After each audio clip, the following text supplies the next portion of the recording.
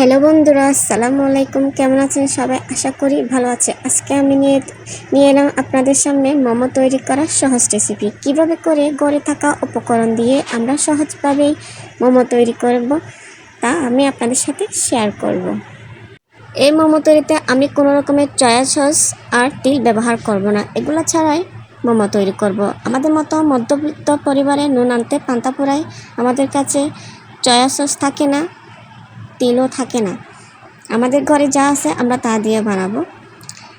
আমাদের সামনে সবার এত সুন্দর সুন্দর ভিডিও আসে মোমো তৈরি করা দেখে, তখন আমাদের লোভ হয়ে যায় আমরাও তৈরি করব, কিন্তু ঘরে উপকরণ না থাকায় আমরা বানাতে পারি না।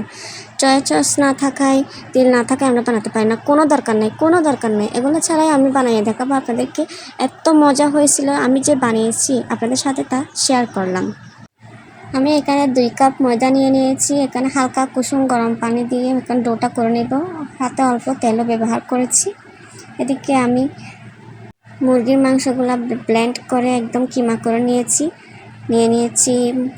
কাঁচামরিচ, ধনিয়া পাতা, পেঁয়াজ, আদা, রসুন, যা যা লাগবে সব রেডি করে নিয়েছি একদম।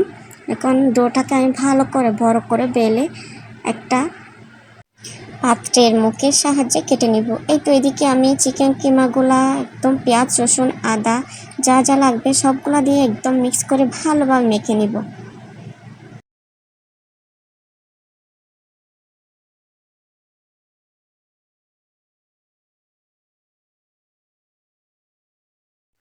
এখন দিয়ে দিব টমেটো সস। এবার দিয়ে দিব একটা টেস্টি মশলা। সয়া সসের বদলে আমি এখানে দিচ্ছি 1 ফালি লেবু। এবার ভালোভাবে ম্যারিনেট করে নিব।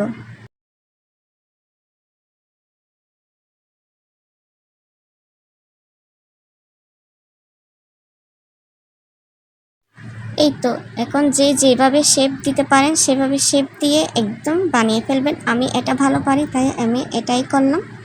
দেখতেই পাচ্ছেন আমার মোমো বানানো একদম রেডি। এই তো আমি কোনো রকম ভাপ দেওয়া ছাড়াই এটা বানাবো। আমি একটা ফ্রাই প্যান নিয়ে নিয়েছি। এখানে অল্প পরিমাণ পানি দিয়েছি। অল্প পরিমাণ পানির মধ্যে মোমোগুলো দিয়ে দিব। একটা ঢাকনা দিয়ে ডেকে 5 মিনিট রেখে দিব, চুলার আঁচটা একটু লো হিটে রেখে।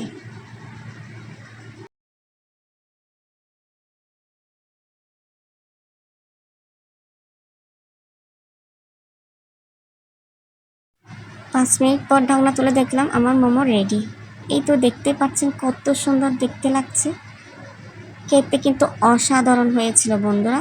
একদম ঘরে থাকা উপকরণ দিয়ে সহজভাবে মোমো তৈরি করে ফেললাম। এত মজা হয়েছিল।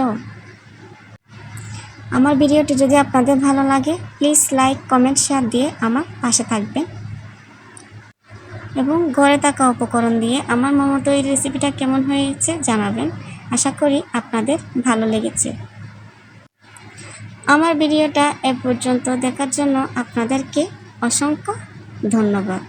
ভালো লাগলে প্লিজ লাইক, কমেন্ট, শেয়ার করে আমার পাশে থাকবেন। আল্লাহ হাফেজ বন্ধুরা, দেখা হবে নেক্সট কোনো ভিডিওতে।